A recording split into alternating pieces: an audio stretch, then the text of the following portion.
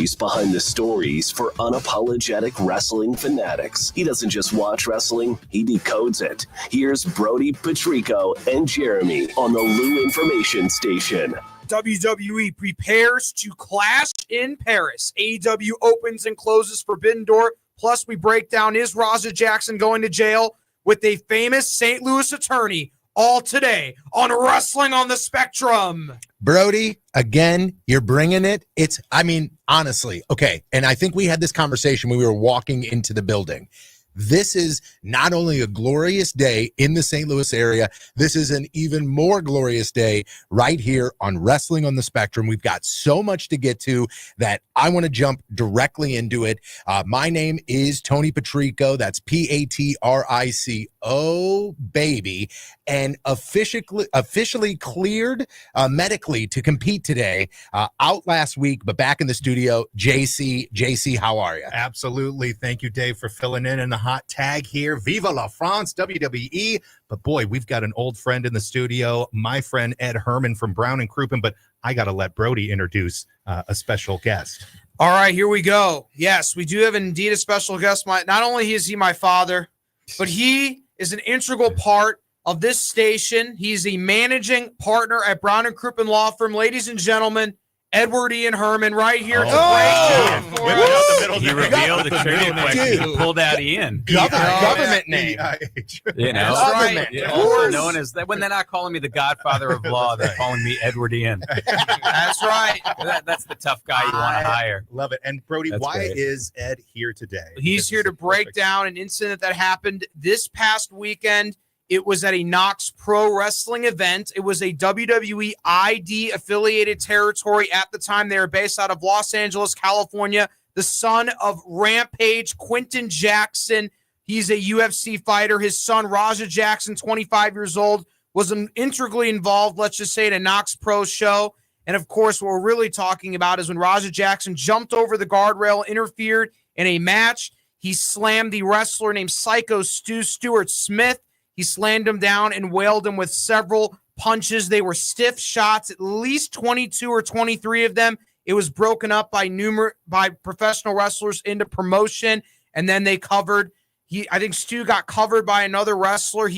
Raja Jackson interfered in the match, but of course we're here to break down the legal ramifications of Jackson's actions during the match here. With you, Ed. How are you today, bud? I'm doing great. And you know what jumps out at me is most wrestling fans, when they watched it, and they're used to the antics of wrestling matches, right? Mm-hmm. They all recognized that they were seeing something that was not right. Yeah, that should not have been happening Mm-hmm. because Psycho Stu Smith was unconscious. Yes. And we all saw the video.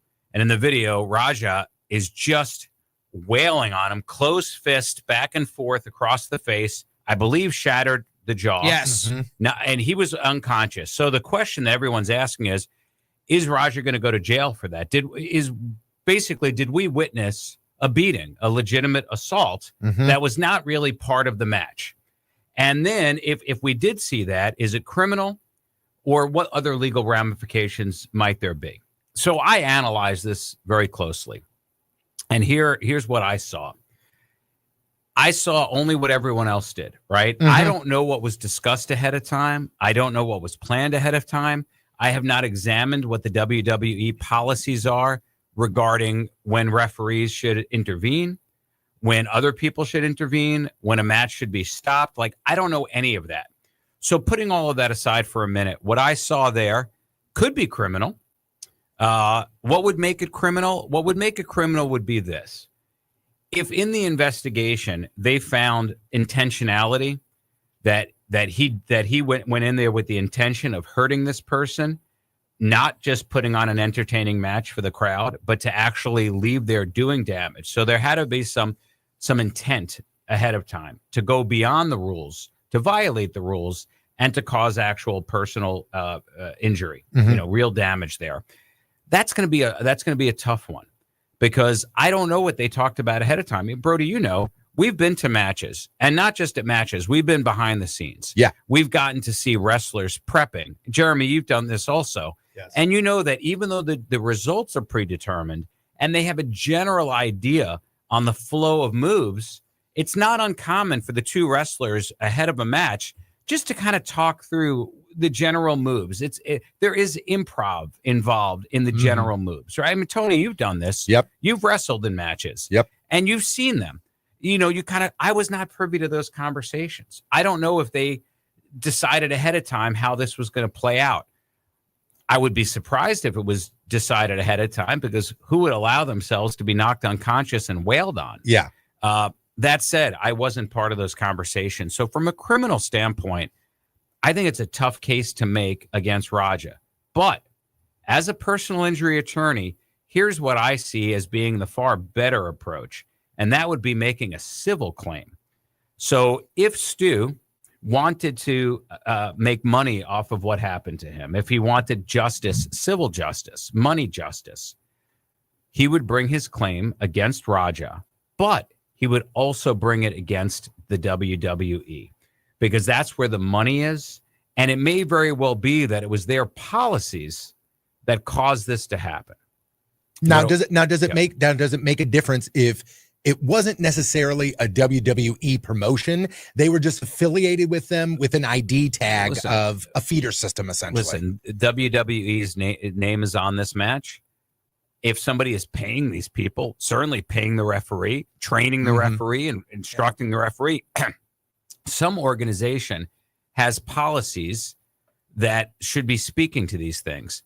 This is a WWE event. Right. It may not be one of their main events. It may not be a big moneymaker, but if they're the ones that are paying the ref, then they're going to be on the hook for any violations of policies. When I look at this, I say to myself, okay, let's assume for a moment that they do have a policy that says, hey, referee, we know you're kind of there for looks to make the match look more official. Yeah. But if somebody's actually being hurt, if somebody needs to be protected, if somebody's been knocked unconscious, you need to step in and make sure that the damage isn't further done. Just like how a UFC referee, they'll let you go for a little bit, but as soon as they see a defenseless when the head person starts bouncing off the mat, they're throwing it up. They cannot defend themselves at all. They have to step in and stop it. Right. So let's assume for a second that they do have a policy that says that. Then the negligence becomes against the referee. You didn't follow the policy. Right. You let it play out, and you sue the referee, which is the same as suing the WWE, because they're working on behalf of the WWE. So either way, the WWE pays. Now let's assume for a second that no such policy exists. Then the claim is directly against the WWE for not having a policy designed to step into a very foreseeable situation. These results may be predetermined, but anybody that watches professional wrestling knows at any given moment, something could go wrong. Things have gone wrong. Tragedies have occurred in the ring that every wrestling fan is well aware of, going back to Owen Hart and probably even before that. Right? Yep. So things do happen. So if they didn't have a policy, then that's direct negligence against the WWE. You need a policy that speaks to a situation where somebody is left defenseless in a ring. Yeah. So either they didn't have a policy and they're on the hook, or they had a policy and it wasn't followed. And either way, they're still on the hook. So what will happen here? If Stu brought this claim, he's either going to get paid, because I'm a personal injury lawyer. I would take his claim. Something happened there that should not have happened. And any reasonable person looking at that knows instinctively that should not have happened. In the law, we call that res ipsa loquitur, or what is sometimes called the trout and the milk, where you say, I don't know exactly what caused this, but I can tell by looking at it that something like this never should have happened. Yeah, this is wrong. When it's so obvious that it never should have happened, then it's just a matter of let's figure out what happened and get the right person to pay. But somebody's going to pay for this. Yep. Now, it's possible the WWE could approach him quietly and say, listen, we don't want the publicity and we don't want the lawsuit. And from what I can tell, you want to be working in this industry. So let's let this thing go away quietly. Don't bring any case. We're going to give you some opportunities. When you're healthy enough to do it, we're going to pay you in opportunities. That's going to give you a sustainable path forward instead of a one-time payoff. So that's what I think will most likely happen. Well, why? Wow. So my question to you is this. So we're seeing like literally from behind the scenes to in the ring, there are video timelines of what's happening. So it starts with Psycho Stu prop smashing a beer can on Raja's head. What's prop smashing, Tony? So basically, the can was empty. It's made to look a lot worse than what it really was. Mhm. He didn't take a full closed beer can and smash it on his head. That would knock somebody out. Real can, but he knows how to manipulate it. He knows how to smash it. He knows how to make it sound. clear. He knows how to make it sound good. He knows how to make it look but good. Still hurts enough that little drama. Yeah, Correct. Now I will say this. You're bringing that up. I know a lot of times the defense on these things tends to be, well, you've assumed the risk. You've chosen to be a professional wrestler. And I would suggest this to you. There is a certain degree of assumption of risk. If he were injured during like a normal choreographed move, a pile driver that they didn't quite land correctly, and he gets a legitimate neck injury, he assumed that risk for sure. This is an easier example for people to latch onto. We all know when you're a professional baseball player, there is a risk that you might get hit by a pitch and you may break an arm, you may break a rib, you might get hit in the head accidentally, and you've assumed that risk. Mhm. But you have not assumed the risk for, well, when that brawl breaks out on the mound, right? What if one of the players comes out during the brawl and just starts wailing on people with a baseball bat? Like, whoa, wait a minute, though. But come on now. I mean, it gets to a point where that punch spot may have been planned. He got carried away, clearly. No, but that's my point is that I'm demonstrating a point here that there is a line on what you have reasonably assumed the risk of. Yeah. You have assumed the risk that if you are on the mound and you're involved in a team brawl, you might take a punch. You've assumed that risk, but you have not assumed the risk that one of the other players may get carried away, take it too far, grab a baseball bat and start hitting people on the head. You have not assumed that risk. Same thing with hockey players. You've assumed the risk you might get hurt on the ice. There may even be a little brawl, but you have not assumed the risk that somebody's going to take their stick and start slashing you across the face or neck with it. Mhm. Like, we all know that there is a certain line that kind of is reasonable. And then there's a moment where we can all agree it's gone beyond that line. Yeah. And that's really the analysis here is, at what point, if any, did that line get crossed? See, and I think it got crossed relatively early because the can smash happened backstage. Yes. Raja got you can obviously see he was upset about it.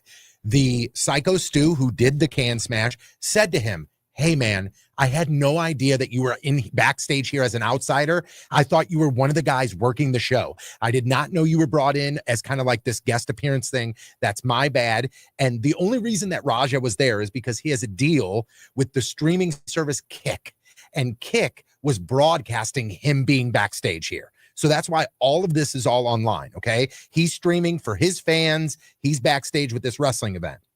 As things progress, the two make up backstage. They shake hands. He goes, "I get it. No worries." And then Psycho Stu said, "Let's turn this into a story in the ring. So now we can make this a thing in the ring." And they agree to that.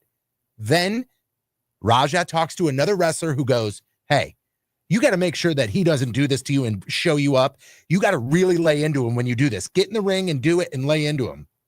Raja is then right before he gets in the ring, he is on his stream going, "I'm going to go get this guy. He needs to get what's coming to him. I'm going to go get him." Then he gets in the ring and this happens. People are now questioning what is a character from wrestling and what is real life. How does that translate in law? The truth is that we don't know. We saw just a few weeks ago, you made the prediction that the whole Seth Rollins thing was just an angle, Right. Faking an injury. And you don't know how inspired everybody was by that. You don't know the new wave of blurring the line between reality and fantasy. Everything that happens before, it could have all been an angle. Mm-hmm. I mean, all of it. I think, to me, the part that nobody assumes the risk of, no reasonable person does. I don't think anybody says, I'm willing to assume the risk that while I am unconscious, somebody is going to wail on my head 20 plus times. Like, to me, the unconscious moment is where you don't have the ability to assume a risk once you're unconscious, just like how a drunk person can't give their consent. Yep. Like, the moment he goes unconscious, but then again, it's on the referee's responsibility. The correct? referee and the wrestler's being paid by the WWE too, or whoever's paying him. His employer, you say he may be working for somebody else while he's there at this event. They may be on the hook for his actions. Like, when you're a lawyer, you go in, and the reason why you sue everybody where you name everybody. People, and this is a misconception people have about lawyers, particularly personal injury lawyers. They just think we're hungry for the money and we want everybody to pay. Just everybody to pay. That's not what it is. It's that when you bring the case, you don't know yet who exactly is responsible and at what percentage. It may be that all of it falls on one person. They're 100% responsible. It may be that you have three people, three entities that share some responsibility. So you name everybody because there are time limits. And if you don't name everybody in time, you might lose that claim forever. You start doing discovery. You start talking to witnesses. You do depositions. You review documents. You review policies. And in the course of that, then you're able to pin down, okay, now that I know the facts, I've gathered it, I can now see that my best case is going to be against this defendant and this defendant. And at that point, you can dismiss the other defendants, or you can settle out with them for a nominal amount, get them out of the case, get your client a little bit of money to cover their expenses, and you hone in on just going after who you know to be primarily responsible, and that's who you go to trial against. Yeah, and this is like I know this is very prominent now. It's very, you know, especially with social media, but like, and Brody, I remember we were just talking out in the hallway, like there have been wrestlers that have done way worse things, including New Jack. Yeah. Who, for those of you unfamiliar, New Jack, an ECW wrestler who was, and I think he would agree with me when I say this, legit crazy. Yes. So tell people, you know, New Jack and his legal troubles. Yeah. And Ed, I'd like your take on that. The mass transit incident. There is an episode on Dark Side of the Ring about New Jack. Great TV series on Vice. Phenomenal. But yeah, New Jack wasn't charged criminally or civilly. He was in a match with a 17-year-old named Eric Kulas. And New Jack decided to go a little too far with the blade and decided to blade him obsessively and severed his arteries. And he never got charged civilly or criminally. He went to trial, and he was acquitted of civil and criminal charges. He was charged. He was charged, but he went to trial. Well, remember, a criminal matter has a and very, civilly. He didn't have any liability civilly either. Well, you know, and now that surprises me because the biggest difference, there are two major differences between a criminal and a civil. When you're talking criminal, you're talking about possible like jail time, like actual criminal penalties. So that's a big difference. Whereas in a civil case, the only remedy is money. The other big difference is the burden of proof. In a criminal case, you have to prove a person's guilt beyond a reasonable doubt. That's a really high standard. In a civil case, you only have to prove their responsibility as more likely than not, a preponderance of the evidence. Yeah. The easiest way to think of that and the way that I would describe it to a jury is because in a civil case, you really want them to understand that the burden is not very high. So if a criminal case is a football game, you got to get the ball in the end zone for a 7-point. You need the touchdown. For a civil case, you only have to get the nose of the ball beyond the 50-yard line. That's it. How many times when you're watching a football game, you see how hard it is to score a touchdown, right? In any given game, a team maybe does 2 to 4 touchdowns. That's not that many. But how many times do they get the ball over the 50-yard line? A lot.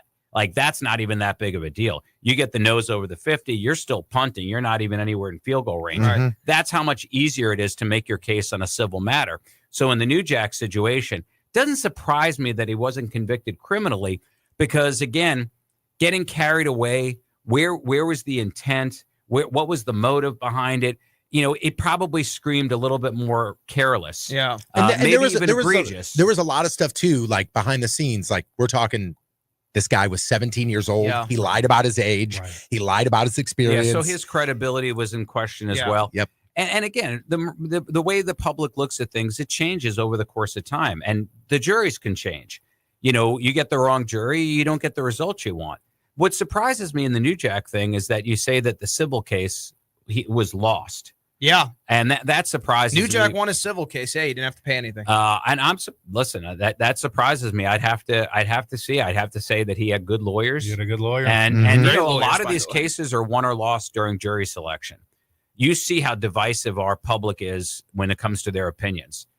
Half the people feel this way. The other half don't just disagree, but they are vehement and they're the exact opposite. And you think, come on, is that really how we are? But right now, that's how it seems to be. So think about a jury. Now, in a civil case, you don't need a unanimous jury. Like here in St. Louis, typically you need 9 to agree. But 9 out of 12 is 75%. How many issues are out there that we get the public agreeing on it by more than 50, 52%? chocolate ice cream or vanilla ice cream, split down the middle. Mm-hmm. I mean, there are very few issues that you can get 75% agreement on. Look how few people get in the Hall of Fame because that requires 75%. Right.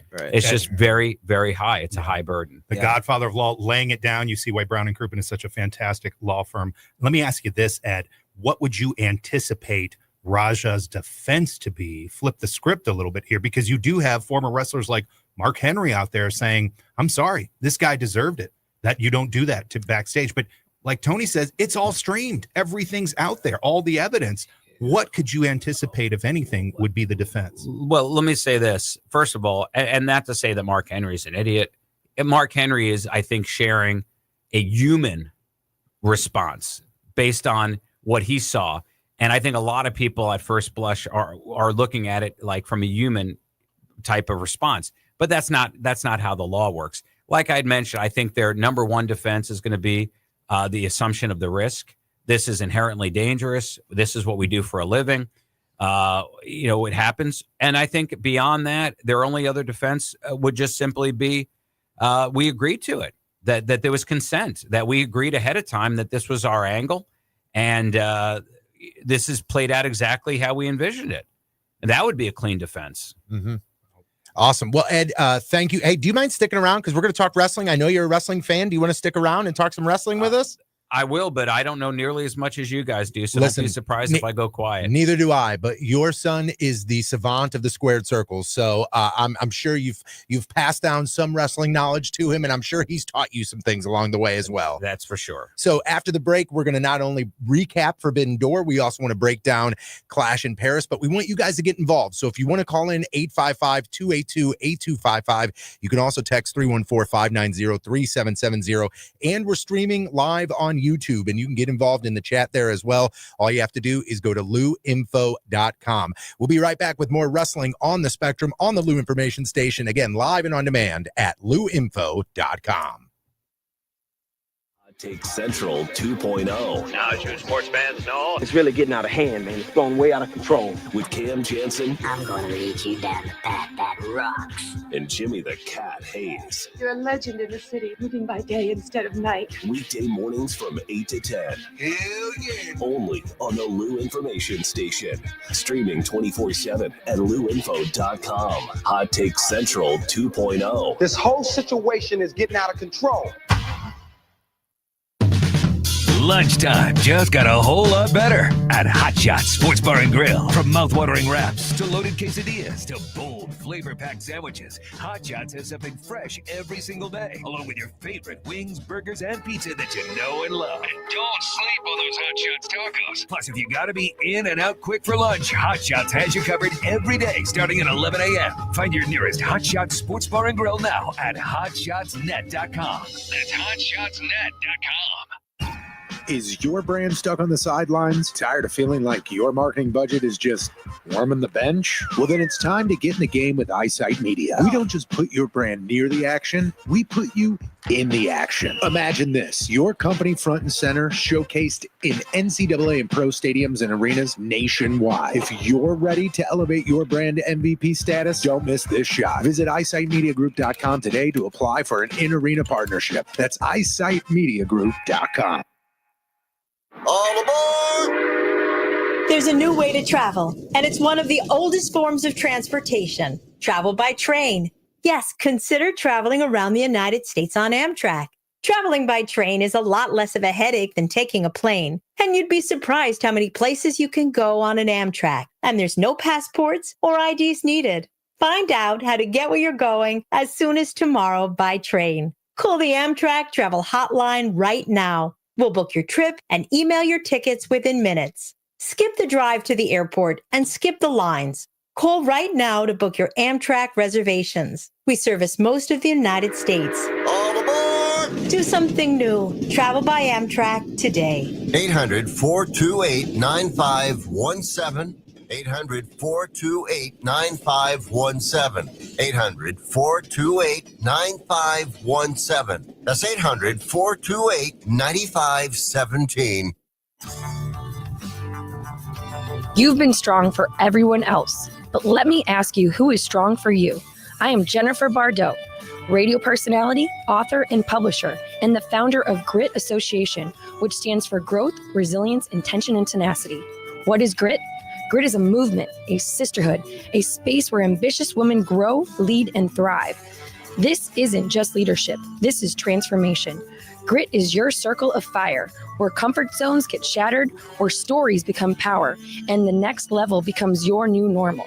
From our 7 international anthologies that elevate women's voices to my radio show, Elevate and Lead, on the Lou Information Station, everything we do is about your rising, your voice, your power, your people. Are you ready? Join Grit. For more information, visit mygritcommunity.com. That's mygritcommunity.com. Hey everyone, Cam Jansen here to tell you about the experts at Fast Signs in Earth City. Fast Signs can handle any and all of your business visibility needs, from traditional signs and graphics to digital to core graphics and anything in between. Fast Signs in Earth City has you covered. The station uses them, the Blues use them, and you will love the work they do. Call 314-344-4400 for your custom signage needs today. That's Fast Signs in Earth City, 314-344-4400. It's still real to me, damn it! Now back to more of Wrestling on the Spectrum with Brody the Brain Herman, JC and Patrico on the Lou Information Station. Streaming 24/7 at louinfo.com. Welcome back to Wrestling on the Spectrum. My name is Patrico, joined by JC and the savant of the squared circle himself, Brody Herman. Of course, Wrestling on the Spectrum is brought to you by Brown and Crouppen, getbc.com. Ed Herman joining us before the break, really breaking down the Raja Jackson situation and him getting in the ring and knocking out. And I mean, there's no getting around it. He assaulted a man that was unconscious, whether he got carried away or confused or just lost his emotion, and this happened. Interesting to get the legal side of things, because we've all seen it. We all see what's going on, but now there's physical assault happening. So it's very interesting to see the legal side of things. But of course, this is Wrestling on the Spectrum, so we want to talk about and recap wrestling, and we'll do that. And we want your help too. We want you guys to be involved. 855-282-8255. Also, you can text in 314-590-3770. And you can watch us live as we are doing the show and comment in the chat room. All you have to do is go to louinfo.com, click watch live, and you can see our beautiful faces today. But JC, during the break, you were talking about how you still didn't watch all of Forbidden Door. There is so much wrestling, but the crowd looked hot over in London. This is all elite wrestling, Ed. This is more the athletic competition. But from what I saw, but I'll tell you what, my favorite match was last week was Conrad Thompson versus Brody Herman. That was great. Smacking it down over the AEW. So let's dive into it, Brody, and see who came out on top. I will read the results of the matches here. Adam Copeland and Christian Cage did indeed defeat Killswitch and Kip Sabian. Kyle Fletcher did retain the AEW TNT Championship over Hiromu Takahashi. And, of course, Mercedes Moné did retain her AEW TBS Championship, defeating Alex Windsor, Bozilla, and Paris Phone. Zack Sabre Jr. did retain his IWGP World Heavyweight Championship as expected over Nigel McGuinness. And, of course, in a shocking turn of events in the three-way tag team match for the AEW World Tag Team Championship, Brody King and Bandito defeated the Hurt Syndicate and FTR. And, of course, unfortunately, but this is true, Swerve Strickland is indeed injured, as reported by Conrad Thompson. That's why you listen to our show for the rumor innuendo, just like that.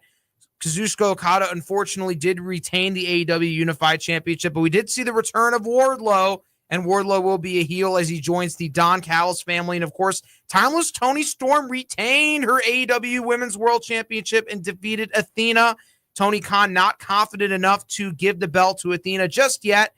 And, of course, unfortunately, Hangman Adam Page retained by defeating MJF, but MJF still has his briefcase and can cash it in with 1 week's advance for an AEW World Heavyweight Championship match. And, of course, in the Lights Out Steel Cage match, which is just an unsanctioned mess, the Golden Lovers, Kenny Omega and Kota Ibushi, Darby Allin, Hiroshi Tanahashi, Will Ospreay, the babyfaces prevailed, defeating the Death Riders of Claudio Castagnoli and Jon Moxley, the Young Bucks, Matt Jackson and Nick Jackson, of course, Gabe Kidd also in that match.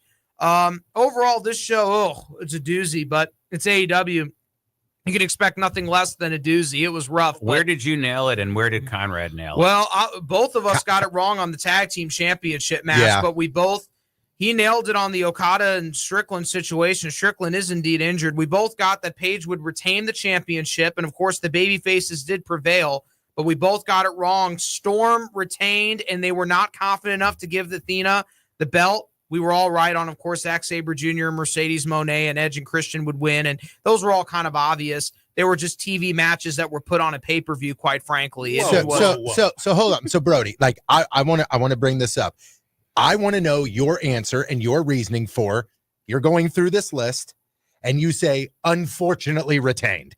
That's clearly you saying that they are not deserving of the belt or you don't like them with the belt on it. So, but tell me why. Tell me why some of these folks you don't believe are worthy of being the champion in AEW. I don't think they moved the needle. I think the general consensus of the fan base is why are they wearing the championship? It doesn't feel like they're the biggest star in the company. You know, Adam Page is the AEW World Heavyweight Championship. It doesn't feel like he's the biggest star in the company. I feel like there are better wrestlers to hold the belt that need the belt, like Will Ospreay and MJF, and Page isn't really deserving of the belt. I just, that's my opinion.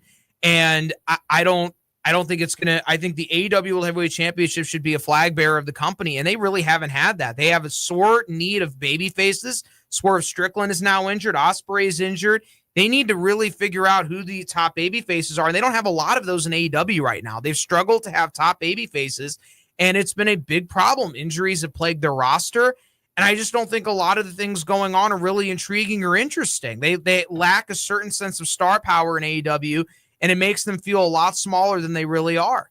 Well, speaking of star power, probably the biggest AEW story right now is rumors of Chris Jericho, who casual fans may remember, Y2J, one of the bigger stars, pinned The Rock and Stone Cold in one night, may be on his way back to the WWE. Tony, what do you think? I think it's great, and I think it's the smartest move for him because when he first joined AEW, it was, whoa, big giant name. Right. Huge in WCW, huge in WWE, and now we've got him in AEW, huge name. And I think that was the right move for the right time. Yes. But now as AEW has evolved, Chris Jericho cannot wrestle in AEW. Correct. Chris Jericho can be a personality in AEW, but he can't wrestle there. Yep. So the smartest move for Chris Jericho, if he wants to extend his career in the ring for a little bit, is to go back to WWE and have programs with guys like, I think he could work well with AJ Styles. I think he can work well. I think Gunther can have a good match with anybody. Elevate Ron Breaker and Jacob Fatu. Be the veteran that elevates guys. You're at a point in your career now where you're the veteran wrestler, kind of like the role AJ Styles has taken on, and Randy Orton. These veteran wrestlers, they don't need to win a lot of matches, but their job is on the roster is to elevate other guys to the precipice to the top. This is why wins and losses matter in wrestling, because when you have enough wins, you gain a momentum with the fan base. You have to have belief in the baby faces. And this is the problem with the Okada and Strickland match that me and Conrad were talking about. You have to believe that your baby faces can win the match. You have to believe that the baby face can win the match in order for the match to have that level of, let's say, ambiance. You have to have some level of belief. And if you don't have that level of belief that the babyface can win the match, they're not over. That's what it means to be over, guys, and be popular in wrestling. You have to have a belief that the babyface can win the match. If you don't have that belief, they're not a star. If everyone wants to know what defines a star in professional wrestling, a star in professional wrestling has the believability and credibility to go in any match and say, I believe this person will win the match. If you don't have that, Kip Sabian is not a star in AEW. There are certain, Daniel Garcia and Wheeler Yuta are not stars in AEW because you don't believe when they go into a match that they'll actually win the match. Yeah, never. They're not over. Never.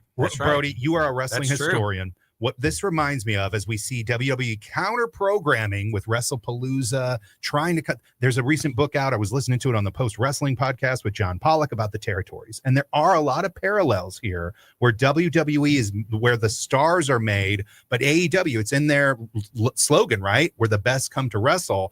Listen, I think AEW is fantastic for the business. I very much some of the stories, the stars that are made there, there's some great things. To your point, Will Ospreay probably should have had the belt on a year ago because he's the one that is a difference maker that you show to casual fans who haven't watched wrestling in a while. Look at this guy. He's a human video game, right? So You say It's that, so but then they interesting. say that Ospreay may have been injured for over a year, absolutely. and he's been fighting through this Right, injury. So right. do you then put your belt on somebody where then they have to relinquish because they have to be held to Right. such a high standard where he's going to go out there, do the crazy things, get injured even more, and then be forced to relinquish the belt? Now you go, hey, he's got to go get surgery. Right. He's going to be out for a long time.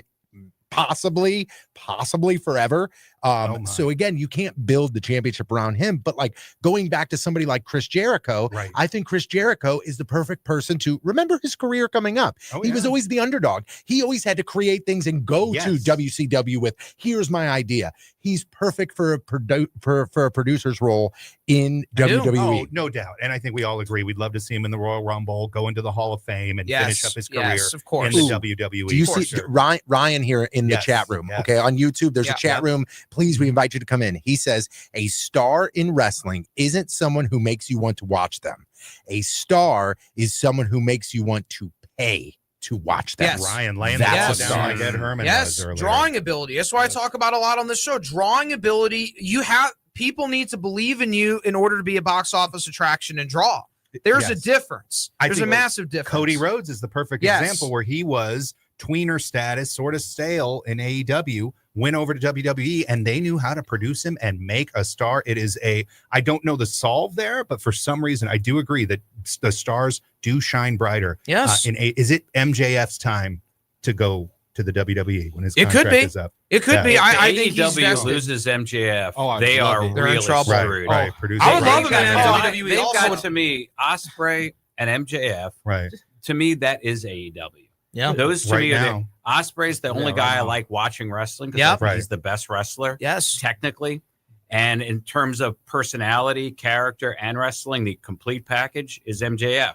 Don't If disagree. they lose either one of those guys, they are tanked. Do They you need to think- lock those guys in. They're Does in trouble. MJF translate in WWE? Yes. though? I think so. Yeah, Absolutely think of it. you would. Roddy Roddy Roddy Piper Piper translating WWE. Right. Can Yeah. you Then imagine? MJF can translate in WWE. I just want to say, can Sure, you right. imagine a feud of The Miz and MJF? Yeah, it'd be great. I mean, It would be anything he great. That's a great way to bring him in. Yeah. It'd be great. That would be great to Miz bring him can in. put over talent. Excellent, And Ryan. You're MJF thinking being a Cody guy. psychologically how wrestling Yeah. should be thought Turning of. on Yes. Cody. I'm a little worried they've gone so all in on John Cena that when Yeah. he's out, I guess Roman Reigns will be sort of the But- transitional star. Roman that you bring Reigns in. leaves too much and comes back. Yeah, I agree. That But part-time you know schedule what? doesn't That work. makes him Yeah. special though when he It comes does. back. He's like as the Jim McRib. Cornette. He's like the McRib. He's the McRib of wrestling. You know what? Yeah, yeah. Well, and speaking of WWE, let's dive into a Clash in Paris. I will never be able to look at Roman Reigns again without going, hey, there's a No. McRib. The original tribal Listen. meat. The tribal meet. Obviously, we're going to talk about all the Yes. matches. OTM. Card, and we're going to talk about Roman Reigns in a second, folks. As the Wyatt Six of Joe Gacy and Dexter Loomis defend their tag team championships against the Street Profits of Angelo Dawkins and Montez Ford, the Wyatt Six is going to win this match. Let's move on. No, but first off, before we move on, though, real quick, I was so in, and I've said on this show, like I was so invested in the Wyatt Six. Like I was I'm not invested looking. in them, not one I, iota. I was looking into. I mean, I was spending hours looking at codes, waiting frame by frame Really? pixels Wow. when they first started coming out. I Yeah, thought it was yeah. incredible. Remember the neat. scene Yeah, backstage when they absolutely. destroyed everything and Yeah, Gorilla yeah. and all that? Yeah. They dropped the ball big time on that, Yeah, baby. they I got did. no. I'm I do not- not care at all about no, the Wyatt Six I don't, anymore. I don't care at all. It's tough. It's Yeah. tough. There's not a ton of matches here. 6 matches. Keep Yep. going, Brody. Yeah, perfect. And then we got Becky Lynch defending the Women's Intercontinental Championship against Nikki Bella. I'll say this, not excited at all. Not a big Nikki Bella fan. They'll put the belt on Nikki Bella, by the way. They're going to put the belt on her, and then she's going to No put over way. somebody. No way. There is no way that Becky That's Lynch the drops the man. belt to Nikki Boy, I Bella. don't know. If They she could. does, They could oh, put the belt on Nikki, and then Nikki puts over a younger talent. if you want to Like her real, sister. if you want to ticked off, No. if you want to ticked off Patrico next week, go ahead and put that belt on You Nikki make Bella. it And let's tick talk off. about it. Oh, That's I'm ready for that. Are you kidding me? And of course, here's a moment that we all have to circle. Let's circle all this on the bingo cards. Roman Reigns versus Bronson Reed in a singles match. Question everyone out there. Will Roman Reigns put over Bronson Reed on a PLE? No way. No McRib's way. taking it home. McRib's getting his shoes Hey, back. Got No. to, right? He's not the John, you right don't- guy. He's not the right guy to put over. Pickles. I don't think it's putting over. I think it's again. I hate to do this comparison, but I think Roman Reigns is a lot like Hulk Hogan. Right. Okay, and, Yeah, I and with agree. Hulk Hogan, I know Hogan had creative control and all this. Right. I don't know what's going on with Reigns behind the scenes. I agree. But you can't. The time's not right. You want to build this and give them a couple matches, Yeah. and then that's fine. But Roman Reigns right now, this I say this all the time, but I'm sorry. This does nothing for Roman Reigns. None. If he loses, and it doesn't do a whole lot for Bronson Reed at this moment.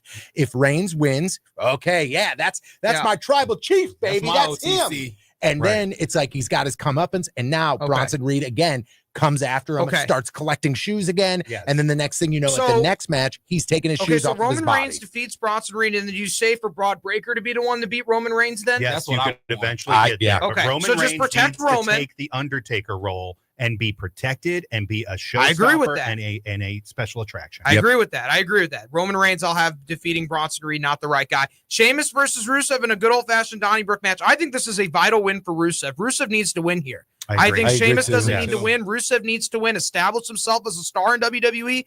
Big match, defeating Sheamus. I think they're going to have one of their usual. They wrestle a lot against each other. This is kind of a way to, I think they want to elevate Rusev here. I think it's important for Rusev to win this match. Very, very important. Is Sheamus the palest athlete in the history of sport? Gosh, has to be. Yeah, him and Paige. I've never seen somebody that clear. Right. Yeah, I was going to say, we he's translucent fella. Right. He is translucent, and he's been around Never for a seen while. anything like that. Agree. Yeah. You've got to build up some heels for Cody down the line. Yes. Keep going. We got Seth Rollins.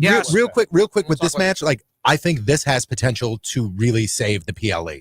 Because with it being such a small card, there's a lot of, there's not a whole lot of room to make up things. Okay. If something doesn't go as planned, something doesn't really work out as well, you go, that match was bad. That match was bad. That match was bad. Now we're 50% bad matches already. Right. This has the potential because especially both of these guys are incredible characters. They're both incredible workers, and they're both willing to beat the hell out of each other. Right. And I think this is really going to translate people their money's worth. They're going to too. And otherwise, the whole event might be a disaster. Okay. They're going to. I'm going to do this thought exercise for a second. Okay, this is a meaningless fatal four-way match. No rules, no disqualification, no count on fatal four-way match. It's ridiculous. It's Seth Rollins defending the World Heavyweight Championship against CM Punk, Jey Uso, LA Knight. Seth Rollins is going to win this match. I'll ask anyone here who takes the fall. Jey Uso. Jay's taking the fall. LA Knight, and I'll stick with my prediction that I'm going to say the prediction LA Knight turns heel and helps Seth win because, boy, LA seems to be in that, he keeps hitting that wall and that upper mid-card wall. Yeah. And I think to break through, he's going to have to show his true colors. Tony, who do you think takes the fall? I think that it's Punk again. I think LA Knight and Jay get involved in something outside the ring or something happens there. And then I think it's a stomp to Punk for the win. Now, I want to bring up something real quick that I talked about weeks and weeks ago. I keep saying that Roman Reigns keeps stepping in and saving Jey Uso, and Jey Uso is doing nothing to return the favor. That narrative is still active, folks. Sure. That is still happening. Almost every week, we are seeing Roman Reigns save Jey Uso in some way, shape, or form. And there's not a whole lot of, hey, you got my back, I got yours. It's a lot of Roman there been helping. A moment that called for that? Like, in other words, has Jey been given an opportunity to repay the protection, to repay the favor? That might be there this Sunday. Yeah, if he gets ganged up with maybe. That's what I think. Braun Breaker. Happen. Yeah, I think Braun Breaker is going to interfere. Right. I agree. Well, yeah, no rules, no disqualification, no count out. You're absolutely right, Ryan. There will be interference. I promise you, Bronson Reed and Braun Breaker will be involved in the match somehow. I can promise you that. I could see that happening. And then Jay, did he come out? Did he not? Does he get injured and coming out and someone gets replaced? Who knows? It's going to be exciting. And I think either Russo or Knight takes the fall. Yeah. John Cena with his last appearance here in France.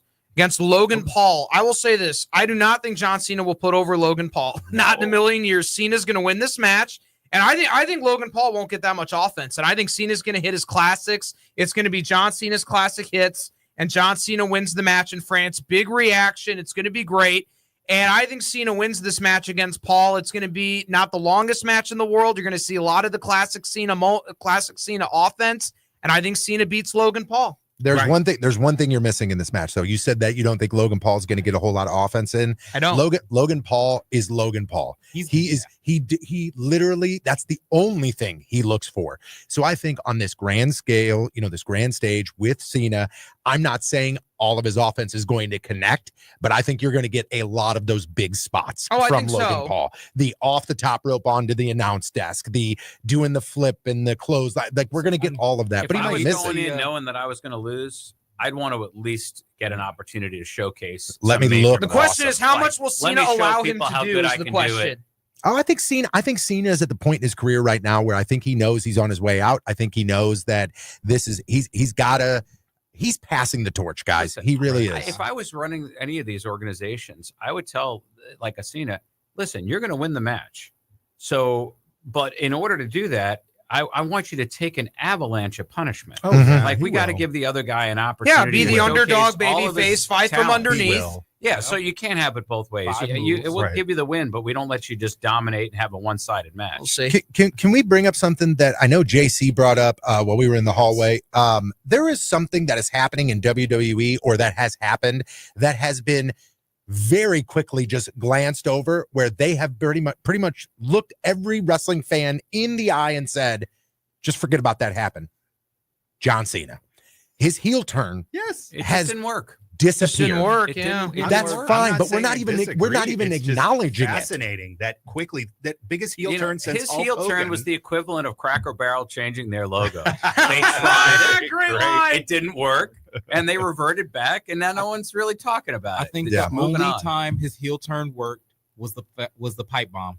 I like That was it. I agree. Yeah, I he I did love good his there. promos. Time His it was promos actually I good. love. But His it's a promos very are great. But interesting- seen as a heel, And I watched WWE Unreal, hoping to get a little more insight in where was The Rock in all this? Where was the final boss in all this? Travis Scott ghosted out. So it was like, where was this going? I Rock, don't stay in disagree with Hollywood, it. Rock. I think it's good that he's selling merch. He apologized to the kid from Brussels. I last loved on that, by the SmackDown. way. Yeah. What a great touch. And you know that was John Cena that set Right. that up. Right. I don't think that's WWE No. that set that up. That's Cena. And Ed, if you don't know, so when John Cena was like that, when he was in Brussels doing his heel turn promo, and he pointed to the kid, he goes, that kid right there, I don't care about him. And it was a meme that went around. Yeah, right. They invited that kid to the show. He was on the aisle. And last night at SmackDown, John Cena came out of the ring, walked up and Pointed was him like, out. I'm sorry. I'm I'm sorry I said that Yeah, to you. That's a legacy move, It you know? is. Dude, It and it was is. great. That's And just trying to get your listen. It's But it the right worked. thing to do. it worked.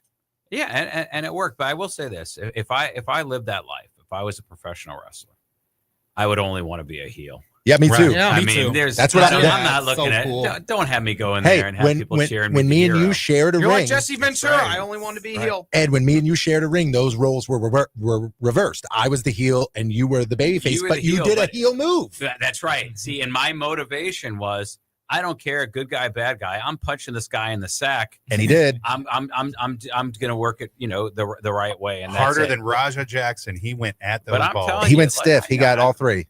I'll say this: The I Rock was should gonna just say. stay out of the creative process of WWE. I know he owns a lot of stock, but WWE needs to stop sending the bat signal for The Rock. I'm sick of it. Why? I agree. Why? You We got have other stars stars. already. Again, Brody. Something's going on. Yeah, Yeah, had the you- chance to work with Ric Flair on a Car Shield ad, and Whoa. he was saying that was a name drop. Here, let me pick He this was just name saying- out. I know, right? And he was alluding that there's tension there. So I'm sure we'll there is. see. The Rock and Brian Gewirtz have their own little creative plan and vision for WWE in the corner, and Paul Levesque and his team are there, and The Rock just comes in and wants to mess it up because he can't. Because let's be honest, he is a big Hollywood star, but a lot of his movies haven't really been all that successful recently. So what does he do? He comes in the WWE when the money's he needs to get that big old payoff, and he swoops in WWE, gets his one night payoff, and then he goes right on back to Hollywood.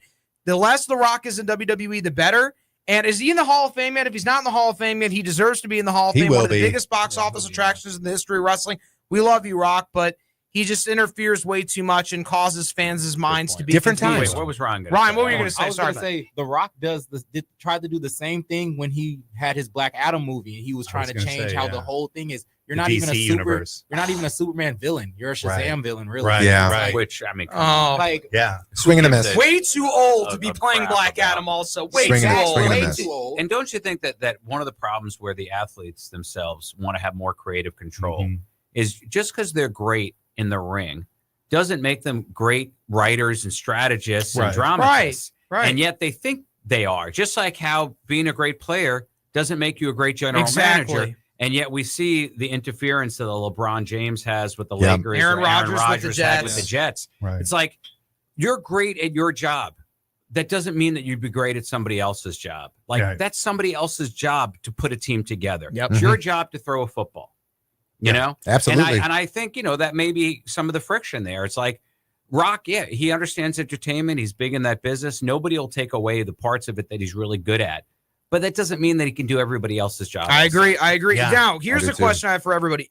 Do we feel robbed when we watch a WWE PLE and the WWE World Heavyweight Championship or Undisputed Championship is not defended on the show? No. I think this is the TKO effect. I think they took a hard look, whereas Vince McMahon would pack every card to a detriment of being so long. Some of these pay-per-view, I think one of the things TKO did, besides saying we can put branding on every piece of table and ring, they said, listen, you don't need to you give them 2 top matches like the UFC, right? At the end of the day, it's like 2 people maybe you know of and 6 you don't. And they're saying less is more. Is that a good thing or a bad thing? I think it's a great thing because, again, as long as I'm entertained, I don't care if the belt's on the line. If I'm entertained, it's going to be a great match and you're going to want me wanting more, then I think it's all good. I thought it was contractually obligated. If you had Clash at anything, you had to book Drew McIntyre in the main event. I know. I know. But by the way, something did happen on SmackDown. Sami Zayn won the United States Championship. I'm glad to see that. He beat Karrion Kross at the pay-per-view. I'm glad to see that they followed through on that. And Sami Zayn is your